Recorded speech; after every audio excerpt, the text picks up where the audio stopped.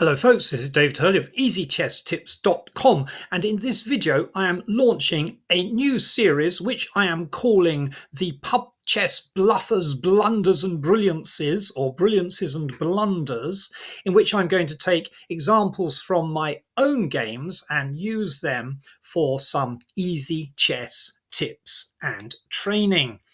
Half of the videos will be dedicated to my brilliances and half to my blunders, because one of the essentials in improving your chess is learning from your own mistakes. Celebrate your wins, but the real value comes in learning from your mistakes. And it can be quite tough having to face up to your blunders and foolishnesses on the board, but that's where the value can be derived if you really want to improve your game. So I'll be looking at my blunders and my brilliances. And to celebrate the launch of this new initiative, I'm going to top up my glass with a little bit of sake that was a gift from a doctor, you see. And the doctor recommended that I take this medicine because, you see, it won the All Japan, it got the gold prize, that's what that is, in the All Japan Great Blow Your Head Off Sake contest, the 13th.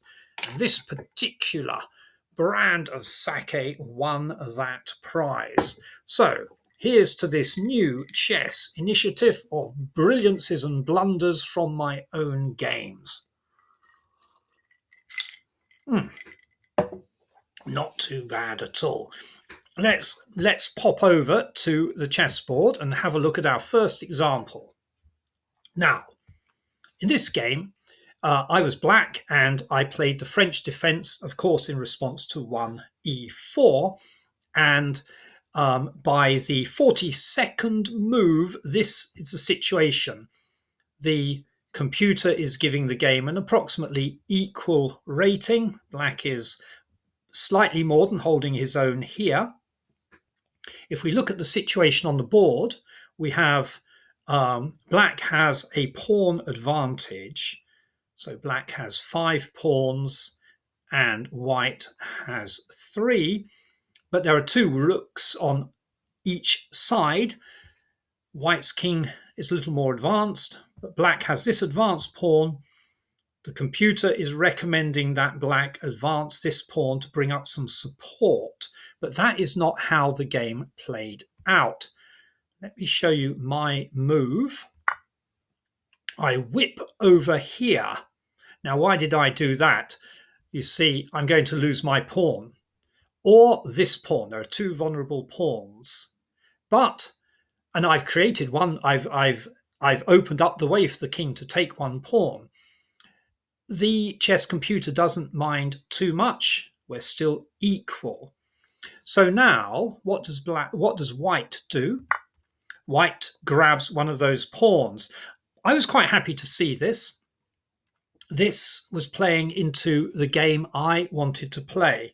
What I didn't really want white to do was to go check and trade off rooks, and the computer doesn't recommend it. So white followed a recommended computer move. Well done, white. I should just mention we are 2 equally rated players over on the GameNot.com website. So I'm not going to play this computer move. I want to do something else. And let's see what the computer thinks of it. I'm going to check the king. And as you can see, and as I was expecting, the computer recommends that the king take this pawn. So effectively, I've given up my 2-pawn advantage, but I think it gives me a positional advantage and a more dynamic position. Now, clearly, there is a back rank checkmate spank if I'm not careful because of this rook here. So we have to keep that in mind, but I think I'm okay. Let's see what white did. White smelt a rat, as it were, and sidestepped that pawn, perhaps looking for some cover, but it opens up a nice opportunity for me. And so what I'm going to do is play my next move, which indeed was to advance my pawn. My pawn is suddenly protected now by my rook and threatening to become a queen, or perhaps even a knight to give a check. But yes, I really want a queen there. And this is now a huge threat for white. You can see the computer bar greatly favors black in this situation. So let me show you what white did next. Indeed, ran for cover. Now, the question is, what would you do if you were black? And the computer has given the answer to that question, which is what I did. I moved my rook over to one side. Now, why did I do that? Well, because it gives me access suddenly to the back rank. And I have my pawn here also ready to land on the back rank. There is something here which brings me checkmate. And it all depends on what white does next. And what I'm going to do is turn off the computer analysis for this part of the video. So let's have a look at white's next move. I suppose I should hide the moves down there. Let's have a look at white's next move. Okay, this is challenging my rook. What would you do now if you were black?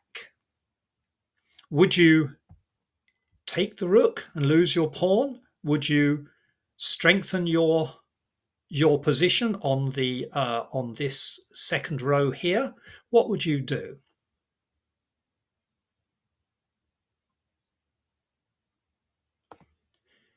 Okay, perhaps if you want to pause the video, I was pausing there myself. I tell you what, I'll have another sip of this sake. It's not bad. I found if you get a good quality sake, you can shove quite a lot of it down your throat and not suffer too much the next morning. Now, speaking of suffering, we are putting the squeeze on white here. What would you do if you were black? That was the question. So here's what I did, and here's what I hope you saw. I decided to promote my pawn to a queen and give a check. It's actually a double check. We have the rook goes check, so it's a discovered double check, and we have the queen. So checking the king. The king is in double check, which means this rook cannot take my rook because the queen is still checking the king. Oh, do I hear you wail? But why did you do that? You've just wasted your queen. Your queen is going to fall by the wayside. Look, the king can take the queen, and it's totally unprotected. Well, ha! I welcome you to take my queen, O foolish king. Here we go. And now we have the coup de grace, which is checkmate. Back rank spank. Once again, this rook cannot take this rook because the king is in check. The king was lured into my cunning trap and checkmated. So that's what I hope you saw from that move. Let's have a look at the sequence again. White attempts to challenge black's rook. Black promotes. King takes, and it's checkmate. So does the king have to do that? The king could escape to one of these squares here, but of course if the king does escape, then it's game over anyway, because black will promote either to a queen or to a crafty knight, depending on the situation.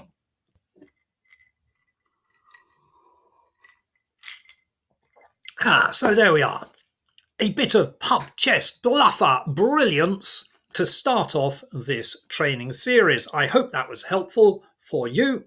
And in the next video, I will have to flip things around and show you a piece of pub chess bluffer blundering. That's it, however, from me until the next exciting easy chess. Why can't I talk? I don't know. Nothing to do with the doctor. That's it from me, David Hurley of easychesstips.com. Until the next exciting pub chess bluffer brilliance and blunders video.